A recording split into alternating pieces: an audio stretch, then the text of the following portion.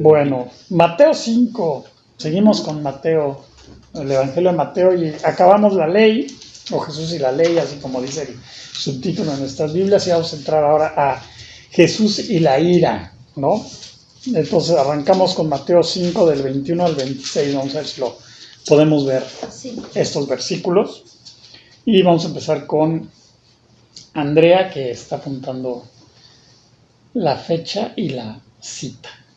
Entonces, Mateo 5:21. Ok. Oísteis que fue dicho a los antiguos, no matarás, y cualquiera que matare será culpable de juicio. Entonces, habéis oído a los antiguos que se les dijo, no matarás, ¿no? Entonces vamos a ver qué le dijeron a los antiguos. Vamos a Génesis 9:6. O sea que eso ya estaba establecido desde antes. Génesis 9:6. 9:6, ¿qué dice Génesis 9:6? Dice, el que derramare sangre de hombre, por el hombre su sangre será derramada.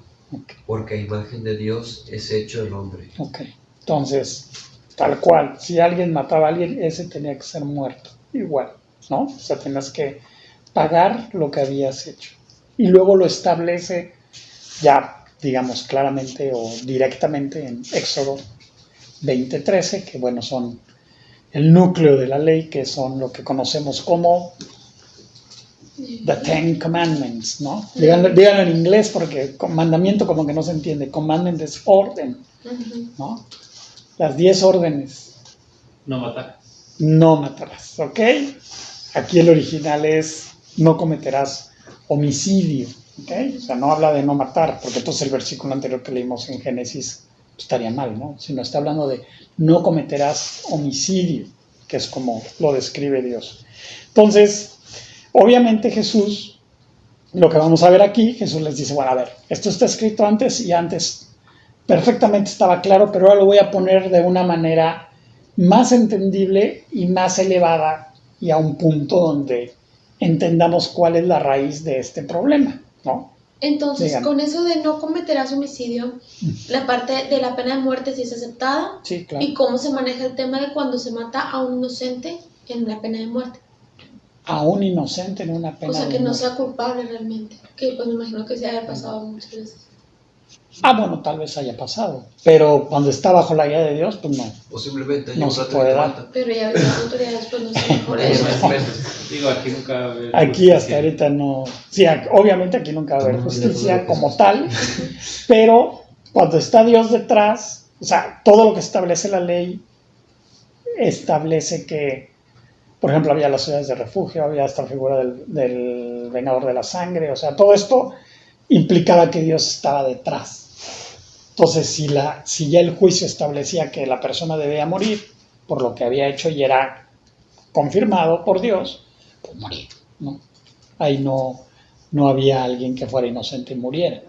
Pero sí había muertes de inocentes. Eso es otra cosa, ¿no? Igual ahorita, si alguien mata a alguien, ¿para Dios es correcto que esa persona muera? Depende cuál sea la situación. ¿Cómo? Puede ser homicidio. Pues, sí, claro. Pero, por ejemplo, en el caso de Pablo, que hacía homicidio, pero para Dios no lo mató, o sea, no mandó que lo mataran, sino porque lo él usó. alcanzó misericordia, él corrigió. Aquí estás hablando de alguien, pero finalmente murió. Sí. Decapitado. Muy probablemente. Pero de que si te quieren matar y tú por defensa lo matas. Eso no es homicidio. Eso es Defensa propia. Eso ya depende de la pero ¿qué vas a hacer? ¿Lo mandas si es un incrédulo, lo mandas al infierno o mejor que te maten? Sí, o lo otro es ¿Qué prefieres? O de que te quieras vengar de... O sea, la venganza es otra cosa. Aquí ahorita es lo que vamos a tocar. Qué fuerte esa pregunta. Hay muchas historias de creyentes que prefieren morir a matar a alguien en defensa propia. Porque si alguien no conoce a Cristo. Pues yo ya conozco, pues tengo la seguridad, matan, pues mejor por mí ya, me voy para arriba. Es correcto. Pero cuando está en juego, o sea, es todo un tema, Porque estás en la situación y pues no piensas así. Oye, aparte dice, bueno, a mí si me matan, pues no pasa nada, pero si matan a tu esposa o a tu esposo o a tus hijos. Pues sí.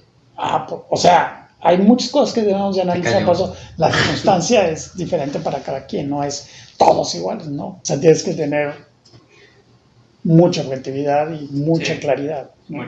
Para hacer lo que estás haciendo. No es como en el cine y las películas, no. Es algo que se vuelve real. Y bueno, por ejemplo, a mí sigo contando, si una vez me asaltaron y yo estaba así sentado y me asaltaron delante de muchas personas, porque iba en el metro en México y yo estaba sentado así, traía muchos papeles y traía mi Biblia, pero traía una como cartera,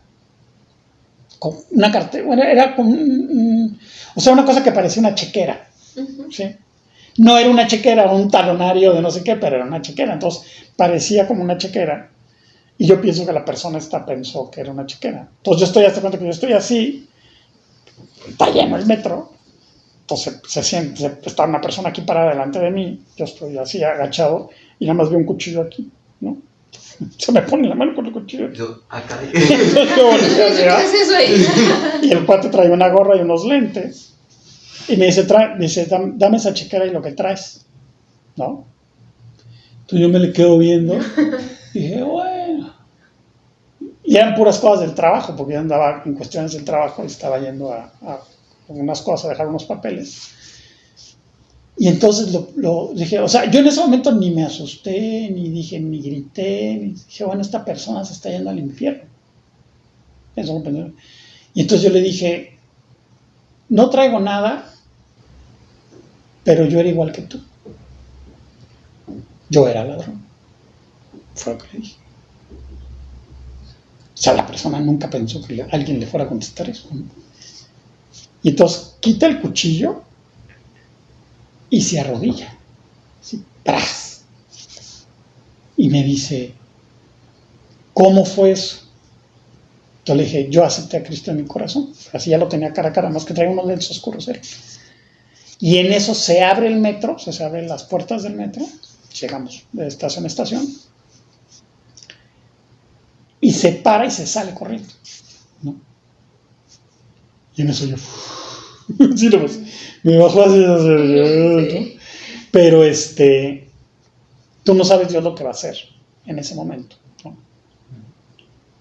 Entonces tú lo que tienes que tener es la calma y ubicar, ¿no? En ese momento yo no tenía familia, estaba soltero, tenía 27 años o 26 años por ahí, pero yo dije, bueno, a esta persona le voy a hablar de Cristo porque va al infierno, ¿no? O sea, lo que está haciendo lo está haciendo porque no conoce a Dios. Fue mi razonamiento en una fracción de segundo. Obviamente quien estaba detrás y quien hizo eso pues fue el Espíritu Santo, ¿no? Pero aquí vamos a hablar sobre el tema de no matarás, ¿no? No cometerás homicidio. Entonces aquí Jesús va a entrar y va a dar 3 cuestiones o 3 maneras como debemos enfrentar esto. Va a la raíz de este problema o a la raíz de este pecado, porque los pecados tienen una raíz, ¿okay? Aunque todo el pasaje está enfocado hacia los judíos y dentro de la ley y con la ley, también nos va a aplicar a nosotros. Ahorita lo vamos a ver. Entonces vámonos a... ¿Sí leíste Éxodo? Sí, ¿verdad? Leímos no matarás. Ok. Entonces Jesucristo lo va a elevar y les va a decir, pero yo os digo, entonces si lees el 22, por favor, Mateo 5, 22. Pero yo os digo que cualquiera que se enoje contra su hermano será culpable del juicio, y cualquiera que diga necio a su hermano será culpable ante el concilio, y cualquiera que le diga fatuo quedará expuesto al infierno del fuego. Ok, entonces aquí Jesús les dice 3 niveles, vamos a llamarle así, o 3 maneras de donde viene este problema. Entonces la primera es el que le dice cualquiera que se enoja contra su hermano. ¿Ok? Pues cualquiera que se enoja contra su hermano dice que es culpable de juicio. ¿Sí? O sea, la ira no está justificada. Tú no tienes por qué enojarte con tu hermano. No, ya valió. Con nadie. No, ya valió. O sea, no hay ninguna justificación para la ira. Muy bien. ¿Y por qué nos enojamos tanto? Pues porque hay una naturaleza que es terrible. Entonces Jesús dice, bueno, la única ira justificada, porque si hay una ira justificada, es la que proviene de Dios, ¿no? Entonces, ¿cuándo es la ira justificada? Cuando algo está en contra de Dios, si ocupo la galleta, está en contra de Dios y va a deshonrar a Dios. O es una injusticia que se está haciendo contra un inocente, ¿ok? Contra alguien que no se puede defender. Entonces, a ver, por ejemplo, el típico, ¿no? Es que Jesús cometió pecado cuando llegó y expulsó a los comerciantes del templo, ¿no? Evangelio de Juan, todos los evangelios demás también. Hay 2 veces, ¿no? Al principio de su ministerio y al final de su ministerio. El más resonado siempre es el de la Pascua, ¿no? La Pascua cuando él paga. Pero Jesús, años antes, había hecho lo mismo. O sea, llegaba a Jerusalén, subía a la Pascua y era lo mismo. Hay que correr a todos estos cuates. Oye, es que Jesús estaba enojado y tenía ira. Sí, pero es la ira de Dios. O sea, estaban comercializando y usando a Dios para abusar de los inocentes, de los que creían y todo el tema del templo, ¿no? Los tipos de cambio, vendían más caros. Todo eso, la verdad que no tiene nada que ver con Dios, ¿verdad? En ese sentido. Sí, o sea, pero de que también lo usan para como que medio... Sí, o sea, todo eso, o sea, todo ese comercio que se hace, todo eso está en contra de Dios, ¿no? O sea, no puedes comercializar a Dios. Finalmente en las religiones esto sucede, ¿sí? Entonces, todo eso, Dios es quien interviene y quien da la ira. Y pues Jesús intervino, ¿verdad? Él llegó y corrió a los cambistas, se las cantó directo a los fariseos, a los saduceos, a todos los que estaban ahí organizando. Y entonces, nada más que Jesús pecó, ¿no? Esa es la ira de Dios, ¿sí? Porque está haciendo algo que va en contra de lo que Dios dijo y están haciéndolo abiertamente. Y la otra es establecer justicia o hacer justicia con ira, vamos a hacerlo, cuando están contra un inocente y cuando están abusando de él, por ejemplo, matar personas, ¿no? En el caso de los en el caso, no sé, del Holocausto, en el caso de asesinatos así masivos donde étnicamente van y matan sin razón, los terroristas, todo eso está establecido que la justicia debe de establecerse. Entonces ahí no es por ira, sino por justicia, ¿ok? Pero aquí no está hablando de eso, aquí está hablando de alguien que se enoja, ¿no? Que vas y te enojas con tu hermano por la razón que sea. Bueno, entonces, ese enojo no está justificado. Y ese enojo puede ser la raíz después de un homicidio, ¿ok? Por eso Jesús les está diciendo, tienen que ver en su corazón. Entonces le dice, se enoja contra sus hermanos y dice, será culpable de juicio, o sea, debe de establecerse justicia. O sea, debe de haber alguien que establezca un juicio para que se corrija. Luego lo segundo dice, y cualquiera que le diga necio, ¿no? A su hermano, dice, será culpable ante el concilio. Entonces, aquí el original de necio es raká, que significa necio, ¿no? Es raká, es hebreo, pero es que le digan necio, ¿no? Entonces, esta palabra raká quiere decir vacío, o sea, que no tienes nada, que no vales nada, que no tienes nada en tu vida.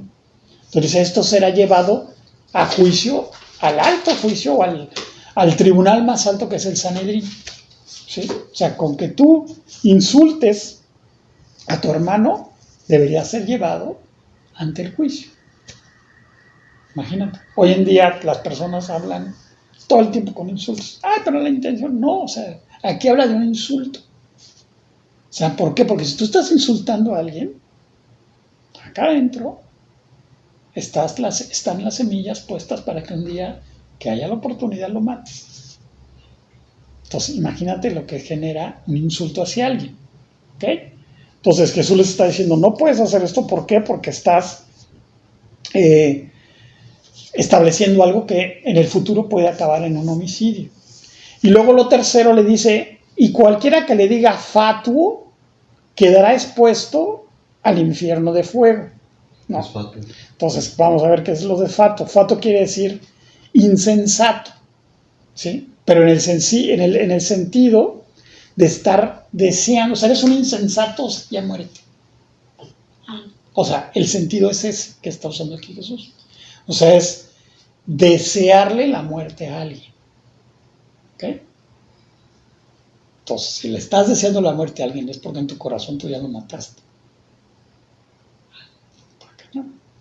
Entonces, Lo que aquí Jesús está diciendo es, tú no le puedes desear a alguien la muerte porque esto dice te condena al infierno, ¿no? Aquí literalmente les dice, quedará expuesto al infierno de fuego. En el original es a la Gehenna de fuego.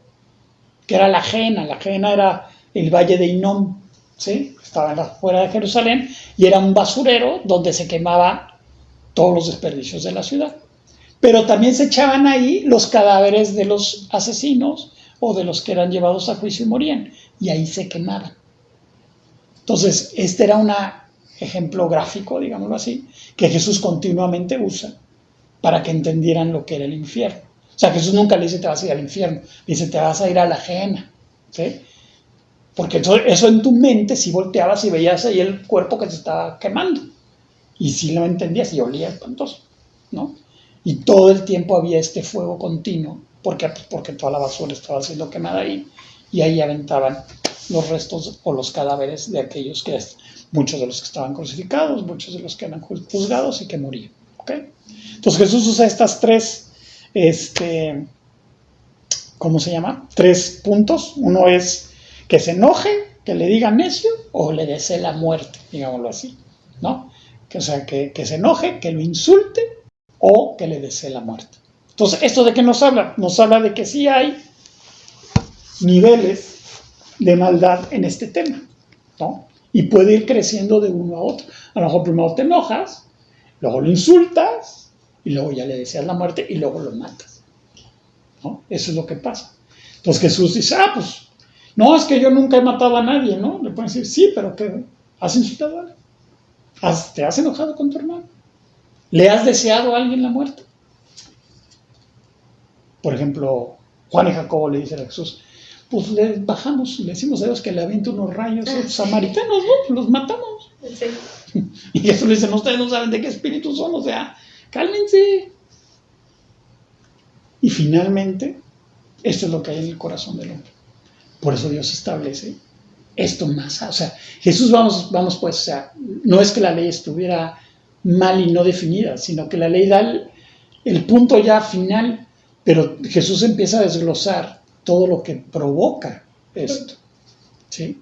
Por eso es una ley más alta. ¿Por qué? Porque ahora, en lo que Jesús está hablando del reino, recuerden que estamos hablando del reino, cómo será el reino, está hablando de todo lo que hay ahí. Entonces, cualquier intento de enojo, en ese momento va a ser llevado a juicio a la persona. Imagínate cómo va a ser el reino. O sea, ahí no hay de que me medio, no, vas para atrás, ¿no? Y ahora alguien que insulte a alguien, olvídate, pues ya, a juicio, ¿no? Al bote, a la cárcel, va a ser culpa. Y ya no digas de alguien que le desee la muerte a alguien, entonces en ese momento se muere, ¿no? O sea, Jesús no va a permitir que en su reino se viva nada. Dice que con vara de hierro. Cuando uno está enojado, pues vas y arreglas con Dios. Porque finalmente es uno el que está enojado. Oye, es que porque me hicieron, pues no, ya. Ahora sí que apechuga y agrega y ama a tu hermano. Porque muchas veces pues hay cosas que nos hacen o que suceden y que nos enojan, pero la mayoría de las veces no tenemos por qué enojarnos. Ahora, oye, es que tienen justificación mi enojo. Pues sí, no tiene justificación. Porque eso es lo primero que te daña, es tu relación con Dios.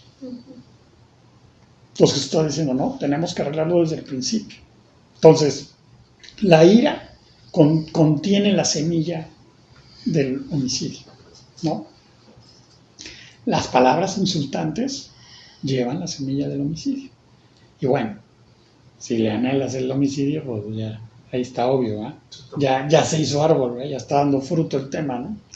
Entonces, hay estos, vamos a llamarle así, en el reino 3 grados de castigo. El juicio, bueno, en ese momento en Israel también igual, el juicio, el Sanedrín y el infierno, ¿no? Entonces, en el milenio será igual, ¿no? O sea, vendrá el juicio, el legislativo más alto, pues que será seguramente en Jerusalén, y luego pues, los que no quieran corregir, pues serán echados igual al infierno, ¿ok? Bueno, entonces Jesús ahora nos va a decir, por tanto. Entonces, a ver, Glenda el 23 y Andrea el 24 de Mateo 5. Por tanto, si estás presentando tu ofrenda en el altar, y allí te acuerdas que tu hermano tiene algo contra ti. Perdón. Deja allí tu ofrenda delante del altar y anda. Reconcíliate primero con tu hermano y entonces ven y presenta tu ofrenda. Ok. Entonces Dios dice, pues mira, si traes algún tema con alguien, de nada sirve que tú vengas y pongas tu cara de soy buen creyente. No, o sea, no. Primero ve y arregla, ¿sí? Porque si vas y arreglas, esto no va a crecer. Entonces, cuando haya algo que tú veas que está mal, ve y arregla con la persona que lo tengas que arreglar. Y luego ya vienes y vemos el tema de la ofrenda que traes, ¿no? Porque dice, deja ahí tu ofrenda delante del altar y ve y reconcíliate primero con tu hermano, ¿no? Primero tenemos que arreglar. Y ahora vámonos al 25 y 26. Jacobo 25 y Jair 26. Ponte de acuerdo con tu adversario pronto, entre tanto que estás con él en el camino, no sea que el adversario te entregue al juez, y el juez al alguacil, y seas echado en la cárcel. De cierto te digo que no saldrás de ahí hasta que pagues el último cuadrante. Entonces, el espíritu de contención o un espíritu contencioso nunca va a funcionar. O sea, ¿para qué estás en contienda? No tiene caso. Mejor ve y arregla con tu hermano. Dice, ponte de acuerdo con el adversario. ¿Sí? Adversario no quiere decir alguien que está mal, sino simplemente el que piensa diferente que tú, está diferente que tú. ¿No? Ve y arregla. Porque si estás contendiendo, de nada sirve. Porque si siguen en la contención, en la ley estaba establecido, ok, si hay una diferencia y no se llegan a un arreglo, entonces lo tenemos que llevar ante el juez.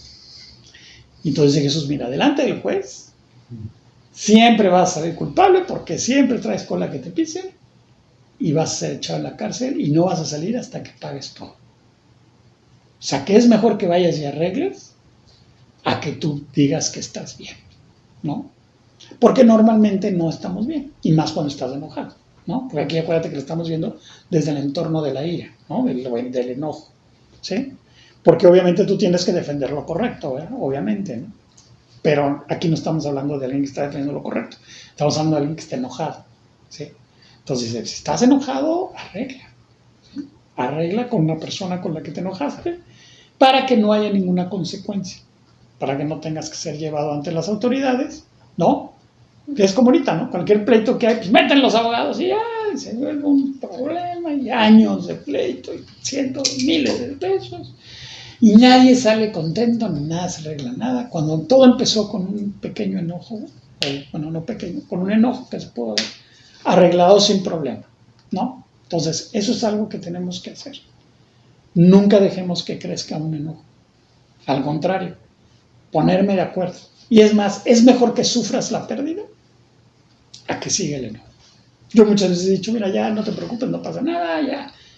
Yo arreglo y perdono y no pasa nada. Aunque tú hayas perdido.